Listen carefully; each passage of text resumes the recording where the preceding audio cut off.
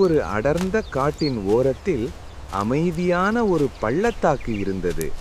அந்த இடம் பச்சை புல்லாலும் குளிர்ந்த காற்றாலும் நிறைந்திருந்தது.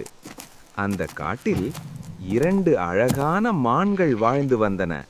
ஒன்று மயில், இன்னொன்று துளசி. மயில் வேகமான ஓட்டம், தன்னம்பிக்கை அதிகம், எப்போதும் எனக்கு எதுவும் ஆகாது என்று நினைப்பவள். ஆனால் துளசி அமைதியானவள், எச்சரிக்கையுடன் நடப்பவள். அந்த இடத்தில் ஒரு கருப்பு காகம் இருந்தது. அது ரொம்ப புத்திசாலி, எல்லாவற்றையும் மேலிருந்து கவனிக்கும் பழக்கம் கொண்டது.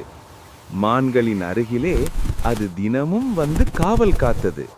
ஒரு நாள் காடு ரொம்ப அமைதியாக இருந்தது, அசாதாரணமான அமைதி.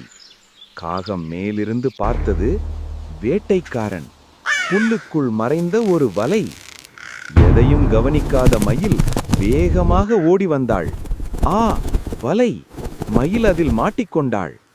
காகம் உடனே கத்த ஆரம்பித்தது, கா கா கா. வேட்டைக்காரனின் கவனத்தை மாற்ற அது புத்திசாலித்தனமாக செயல்பட்டது.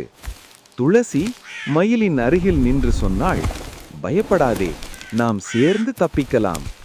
காகம் ஒரு கூர்மையான கல்லை கொண்டு வலையை மெதுவாக கிழித்தது. ஒரு நூல், இன்னொரு நூல், வலை கிழிந்தது. அந்த நாளுக்கு பிறகு மயில் மாறிவிட்டாள். பெருமை இல்லை, எச்சரிக்கை, நண்பர்களை மதிக்கும் மனம்.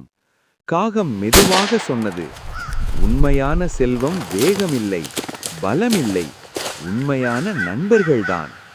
குழந்தைகளே, இந்த கதை நமக்கு சொல்லும் பாடம், ஒருத்தன் மட்டும் இருந்தால் பலவீனம், ஒன்றாக இருந்தால் பலம். உண்மையான நண்பர்கள்தான் வாழ்க்கையின் பெரிய செல்வம்.